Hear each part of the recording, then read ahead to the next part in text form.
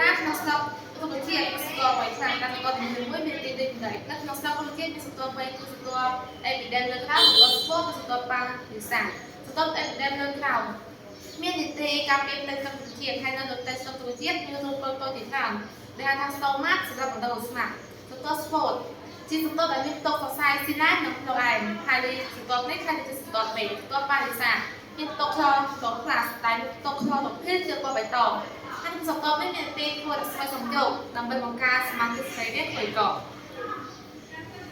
ចូលវាធៀបរុក្ខជាតិមកគឺទីលដូនៅរុក្ខជាតិទីក៏ទីលដូលក្ខណៈដូចគ្នាក្តោបកាប់ពីសម្បកការស្រីវាភេទលក្ខណៈដូចគ្នារុក្ខជាតិមកគឺទីលដូស្លឹកវាមានស្លឹកវាមានទំនងស្របហើយទៅរបស់វាមានក៏ទីលដូមួយហើយការរបស់វា3មាន3សន្ទាប់ឬប្រព័ន្ធនៃ3ហើយដើមរបស់វាเป็นสายงอนទីប៉ាយទីរបស់វាគឺជាពូស្ញាយជាទីក៏ទីដូនស្លឹកវាមានស្លឹកវាមានទំនងបែកផ្នែកស្លឹកវាមានក៏ទីដូន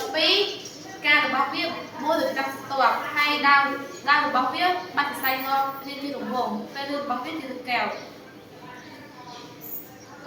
ចូលប្រៀបធៀបការផ្សេងៗហើយបានការមានពណ៌ស្វាហើយបានការមានពណ៌ស្វាប្រៀបធៀបការផ្សេង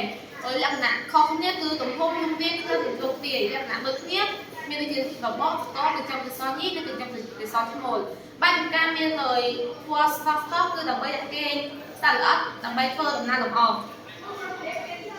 តែកញ្ចក់កសឈ្មោះមានប្រមាណផ្នែកអ្វីខ្លះចុះបញ្យល់កញ្ចក់កសឈ្មោះមានពីរផ្នែកគឺផ្នែកលំអងនិងតុងកសឈ្មោះផ្នែកលំអងតុងផ្នែកលំអងតុងកសឈ្មោះជាទម្រង់ផ្នែកលំអង